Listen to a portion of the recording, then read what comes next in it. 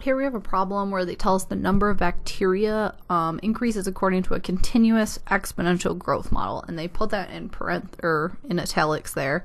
They're trying to point out to you that it's one that fits this equation for continuous growth, so principal times e to the rate times time.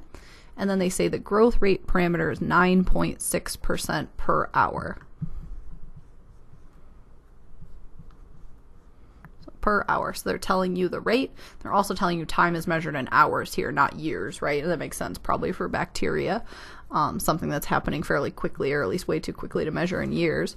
So our amount equals some starting amount times e to the 0.096, right? Because we want to write 9.6 as a decimal.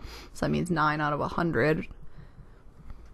So 0.096 times t. All right, then they say, how many hours does it take for a sample size to double? Well, picture no matter what we put as our starting point, we just want twice as much here. So let's make our starting point 1. If I start out with 1,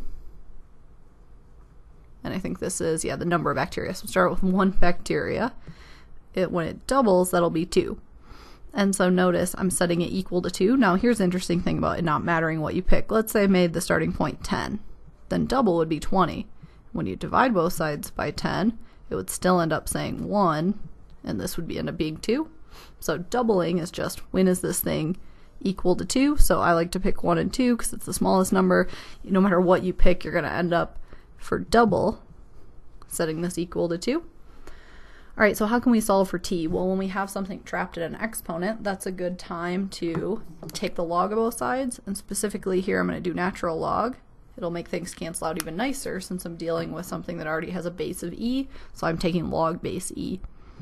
So natural log of 2 equals, the exponent comes down as multiplication, and notice this whole thing was the exponent. And then I know that natural log of e is saying log base e of e is just 1. So now to get t by itself, just dividing both sides by 0.096.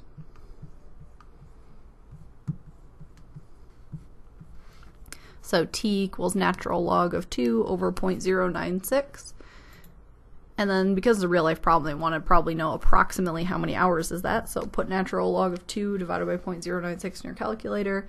You get t is approximately 7.22 hours. And I think it says to round to the nearest hundredth, so make sure you got your rounding, what the directions are telling you.